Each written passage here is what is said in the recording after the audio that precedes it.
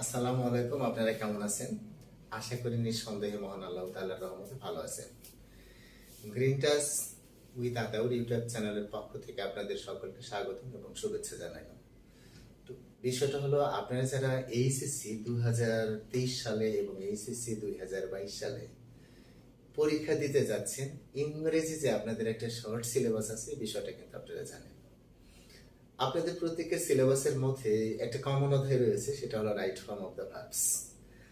আপনারা এইচএসসি লেভেলে যেভাবে right form of the verbs পড়ে এসেছেন, এইচএসসি লেভেলে ঠিক এরকম না। কিন্তু এইচএসসি লেভেলে আপনাদের বক্সের ভিতরে কতগুলো ভার্বস দেওয়া থাকতো, সেই ভার্বসগুলোতে কোন ভার্বটা কারেক্ট হবে সেই অনুসারে আপনাদের গ্যাপগুলো পূরণ করতে হতো। কিন্তু এখন বক্সের মধ্যে ভার্বসটা দেওয়া থাকবে না, ব্র্যাকেটে, ডান পাশে ব্র্যাকেটে দেওয়া থাকবে।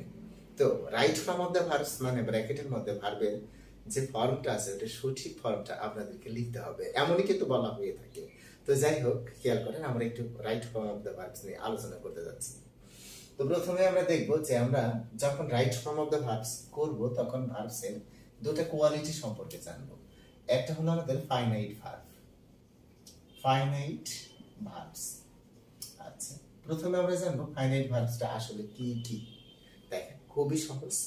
ফাইনাইট ভার্বসটা হলো আমাদের, আমরা যদি একটা তালিকা করি তাহলে দাঁড়ায় যে আমরা যখন দেখি ভার্বের প্রেজেন্ট ফর্ম, যেমন আমাদের ভার্বের কতগুলো ফর্মস থাকে কিন্তু, যেমন ধরেন ভার্বের base form, present form, first form, first participle of verb, present participle of verb, present participle of verb. কি দেখেন, ভার্বের আমরা পাঁচটা ফর্ম অলরেডি এখানে তুলে ধরলাম। তো আমরা যদি এখানে ভার্বটার বেস ফর্ম ধরি বি ভার্ব, এটা প্রেজেন্ট ফর্ম কিন্তু am, is, are। আপনি লক্ষ্য করবেন বিষয়টা। আর পাস্ট ফর্ম হলো was এবং were। ফার্স্ট পার্টিসিপল ফর্ম হলো been। Present participle form automatically will be base ফর্মের সাথে কি হবে, আইএনজি যোগ হবে। আচ্ছা, এটা কিন্তু আমাদের ভার্বের পাঁচটা ফর্ম আমরা লক্ষ্য করতেছি। ইতিপূর্বে আমরা সাধারণত যেটা পড়েছি, আপনি স্মরণ করে দেখেন, present form, past form, past participle form. Basically আমাদেরকে জানতে হবে পাঁচটা form: base form, present form, past form, past participle form এবং প্রেজেন্ট পার্টিসিপল ফর্ম।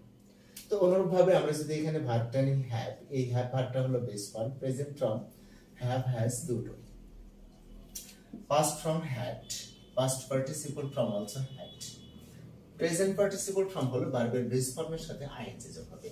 সেম আমরা যদি অন্য একটা ভার্ব নেই, যেমন ধরেন নিলাম গো, এই গো ভার্বটার বেস প্রেজেন্ট ফর্ম হলো গো এবং goes, past form went, past participle form gone, আর present participle form going.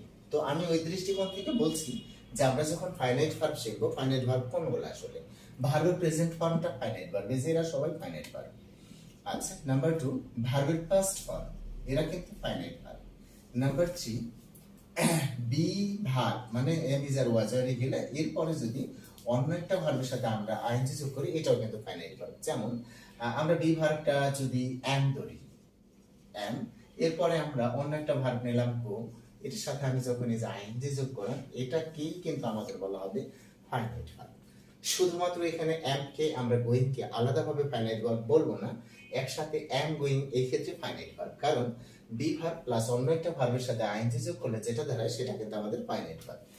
Like that have plus PP of verb, অর্থাৎ হ্যাভ গ্রুপের যতগুলো ভার্ব আছে, এরপরে আমরা যদি কোনো ভার্বের পাস্ট পার্টিসিপল ফর্ম বসে, এটাও কিন্তু আমাদের ফাইনাইট ভার্ব।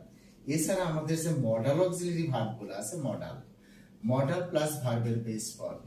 এখন মডাল বলতে আমরা যে ভার্বস গুলোকে চিনি, can, could, shall, should, may, might, will, would, use to, learn, it, must, এই কটা আমাদের মডাল অক্সিলারি। আরো আছে। এই মডাল অক্সিলারি ভার্বের পরে আমরা যখন ভার্বের বেস ফর্ম বসাই, যেমন মনে করেন আমি এখানে একটা ভার্ব নিলাম ক্যান, এরপরে আমি একটা ভার্বের বেস ফর্ম নিলাম বি, এটা কিন্তু আমার কি verb, finite verb. Like that আরেকটা ফাইনাইট ভার্ব আছে, আমরা যদি কোনো বাক্য স্টার্ট করি, তুমি নামক সাবজেক্ট বা ইউ, তুমি, এটাকে যদি আমরা আন্ডারস্টুড করি অর্থাৎ উচ্চ করি, সেক্ষেত্রে আমরা যদি ভার্বের বেস ফর্ম দিয়ে বাক্য শুরু করি, এটাও কিন্তু আমাদের ফাইনাইট ভার্ব। এই ছয়টা স্টাইলে আমরা ফাইনাইট ভার্বকে লক্ষ্য করতেছি। এছাড়া সব ভার্বগুলোই কিন্তু আমাদের নন ফাইনাইট ভার্ব। আপনি লক্ষ্য করছেন এখানে আমাদের বেস ফর্ম ফাইনাইট ভার্ব হিসেবে কাজ করছে, প্রেজেন্ট ফর্ম ফাইনাইট ভার্ব হিসেবে কাজ করছে, পাস্ট ফর্ম ফাইনাইট ভার্ব হিসেবে কাজ করছে, ডিরেক্ট কিন্তু পাস্ট পার্টিসিপল ফর্ম এটা ফাইনাইট ভার্ব হিসেবে কাজ করছে না, এবং present participle form finite verb হিসেবে কাজ করছে না। সো আমরা কিন্তু এটা বলতেই পারি এটা আমাদের নন ফাইনাইট ভার্ব, এটা আমাদের নন ফাইনাইট ভার্ব। তো আমরা বাক্যের মধ্যে যদি আমরা ফাইনাইট ভার্ব আর নন ফাইনাইট ভার্বগুলো ভালোভাবে চিনতে পারি, ঠিক আছে, তখন right form of the verbs 80% thinking cover হয়ে যাবে আপনার ক্ষেত্রে। তো আমি খুব বড় ক্লাস নেব না, আপনারা যদি ধৈর্য সহকারে একটু খেয়াল করেন আর এগুলো যদি আপনারা একটু খাতায় উঠিয়ে নেন, তাহলে আমি মনে করি আপনাদের জন্য মুখস্থ করে ফেললে খুব বেশি উপকার হবে। যেমন আমি এখানে ফাইনাইট ভার্বের যে একটা তালিকা তৈরি করলাম, সেম আমি যদি এখানে নন ফাইনাইট ভার্বসের যদি একটি তালিকা তৈরি করি, সেটা কিন্তু সংক্ষিপ্ত তালিকা, খুব বড় না। একটা হলো ভার্বের যে আমাদের পিপি অফ ভার্ব বা ভার্বের যে প্রেজেন্ট পার্টিসিপল ফর্ম, এই যে প্রেজেন্ট পার্টিসিপল অফ ভার্ব, আর হলো পাস্ট পার্টিসিপল অফ ভার্ব, এই দুটি কিন্তু আমাদের নন ফাইনাইট ভার্ব। তাছাড়া আমাদের আছে টু প্লাস ভার্বের বেস ফর্ম, এটাও কিন্তু আমাদের নন ফাইনাইট ভার্ব। নন ফাইনাইটের তালিকায় আমাদের কিন্তু এই তিনটেই থাকে সাধারণত। একটা হলো ভার্বের প্রেজেন্ট পার্টিসিপল ফর্ম অর্থাৎ ভার্বের বেস ফর্মের সাথে আইএনজি যোগ, আর একটা হলো ভার্বের পাস্ট পার্টিসিপল ফর্ম, আর একটা হলো টু প্লাস ভার্বের বেস ফর্ম। আচ্ছা, এখন যদি আমি আপনাদেরকে একটা উদাহরণ দেই, আপনি কিন্তু বুঝতে পারবেন খুব সহজে, কিন্তু এটা আপনি চেঞ্জ করতে পারবেন। সাপোজ মনে করেন আপনি লেখেন দি ম্যান, আচ্ছা এখানে ব্র্যাকেটে দিলাম stand in the yard is my cousin। প্রথমে আপনি খেয়াল রাখবেন একটা সিম্পল সেন্টেন্সে কোনোভাবেই একটার বেশি ফাইনাইট ভার্ব থাকে না। অর্থাৎ কোন বাক্যের মধ্যে যখন একটা ফাইনাইট ভার্ব থাকে ওটাকে আমরা সিম্পল সেন্টেন্স বলি। অর্থাৎ একটা বাক্যের মধ্যে একটার বেশি ফাইনাইট ভার্ব থাকে না। যদি কখনো আপনি একটা বাক্যের মধ্যে একাধিক ভার্ব দেখেন, তাহলে আপনাকে অবশ্যই বুঝতে হবে ওর মধ্যে একটা আছে ফাইনাইট ভার্ব আর বাকিগুলো নন ফাইনাইট ভার্ব। সুতরাং আপনি লক্ষ্য করেন, যখন right form of the verb করতে যাবেন, এই right form of the verb যখনই করতে যাবেন, তখন প্রথম কাজটা হলো আপনাকে বুঝতে হবে যে এই বাক্যের মধ্যে প্রথমে ব্র্যাকেটের বাইরে কোনো ফাইনাইট ভার্ব আছে কিনা। আপনি খেয়াল করবেন ব্র্যাকেটের বাইরে কোনো ফাইনাইট ভার্ব আছে কিনা।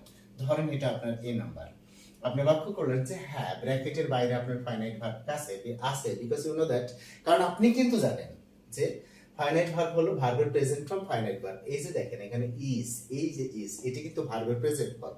সুতরাং যেহেতু একটা বাক্যে একটার বেশি ফাইনাইট ভার্ব থাকে না, স্বাভাবিকভাবেই ব্র্যাকেটের মধ্যে যে ভার্বটা আছে এটা কিন্তু অফকোর্স নন ফাইনাইট ভার্ব। আমি কি আপনাদেরকে বোঝাইতে পারছি?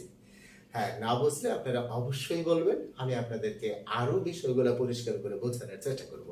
দেখেন একেবারেই সহজ কথাটা, এই বাক্যটার মধ্যে প্রথমে আমরা খুঁজবো কোনো ফাইনাইট ভার্ব আছে কিনা। দেখেন আপনি ভালো করে তাকিয়ে দেখেন, ইয়েস এই বাক্যটার মধ্যে ইজ নামক একটা ফাইনাইট ভার্ব আছে।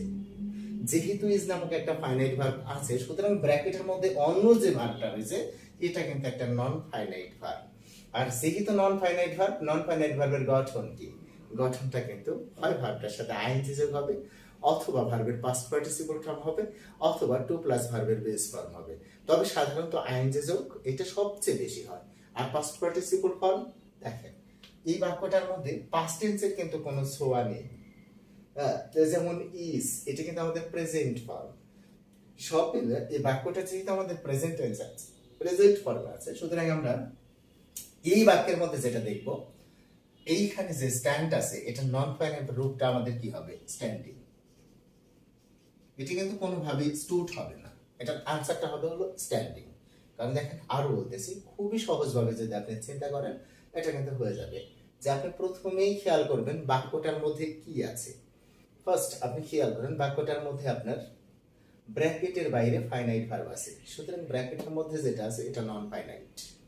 আর যদি আপনার এই অংশটা দ্বারা অতীতের কোনো টাচ থাকতো, এই যে অংশের মধ্যে ইন দ্য ইয়ার্ড মানে আঙ্গিনা, এখানে অতীতের কোনো টাচ নেই, কিন্তু যদি কোনো টাচ থাকতো তাহলে স্ট্যান্ডিং এটা না হইয়া আপনার এটা স্টুড হইতো। তারপরেও আর একটা কথা আছে খুবই সহজ, যে এদের পরে সাধারণত আপনি এখানে দেখেন যে ঘটনাটা, যে এই ভার্বটা ট্রানজিটিভ ভার্ব নাকি ইনট্রানজিটিভ ভার্ব, এরকম কিন্তু একটা কথা আছে। তো আমরা প্রথম ক্লাসে অত জটিলতার মধ্যে যাব না। একটু আমরা খেয়াল করি, যেমন ধরেন দ্য পোয়েম, এখানে ধরেন আমরা লিখলাম write by Nazrul. Nazrul is Bidrohi, মনে করেন বিদ্রোহী।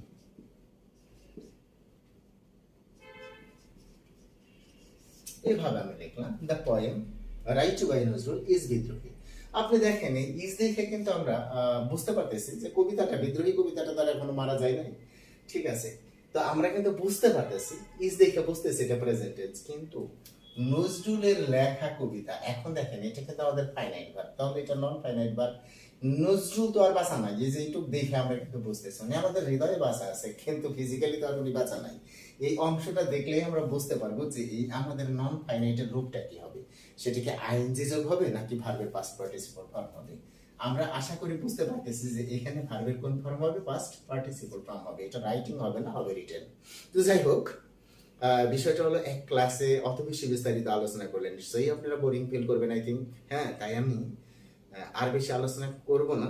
যদি আপনাদের ইচ্ছা থাকে বা আকাঙ্ক্ষা থাকে, আপনারা যদি এই ধরনের ক্লাস আরো চান, অবশ্যই আমি আপনাদেরকে দেওয়ার চেষ্টা করব। তো আমি আর কথা বাড়াচ্ছি না, সবাই ভালো থাকবেন, সুস্থ থাকবেন। আজ এ পর্যন্তই, খোদা হাফেজ।